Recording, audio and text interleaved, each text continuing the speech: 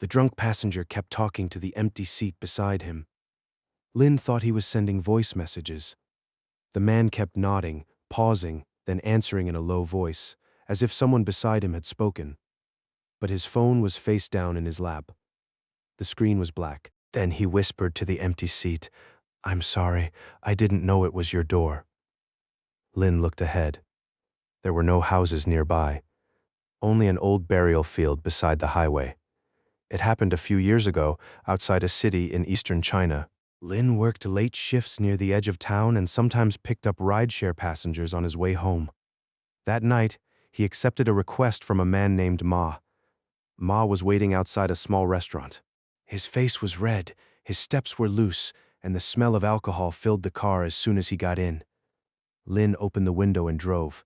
A few minutes later, Ma covered his mouth. Lin saw it in the mirror and pulled over fast. "Not in the car," he said. Ma stumbled into the roadside grass. Lin followed, annoyed but worried he might fall. Only after crossing the low barrier did Lin notice the ground. Small dirt mounds, broken stones, weeds over everything, an abandoned burial field.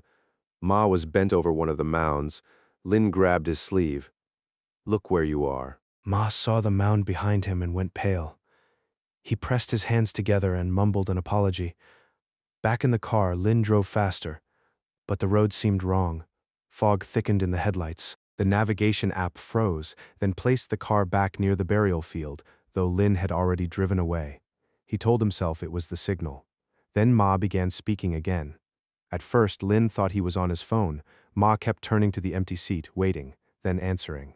"No," Ma said softly. "I didn't mean to." Then he nodded. "I can go back." Lin checked the mirror. Ma's phone was still in his lap. Dark. "Who are you talking to?" Lin asked. "The woman," Ma said. "She says I dirtied her doorway. There's no woman in this car." Ma turned toward the empty seat again. "She says her home is close." Then he reached for the door handle while the car was still moving. Lin slammed the brake and locked the doors. Ma kept pulling at the handle, calm, as if he had already agreed to leave. "Open it," Ma said. "She's waiting." Lin stopped beside a few old peach trees. He remembered an old village saying, when someone on a night road starts answering things you cannot hear, do not argue with him.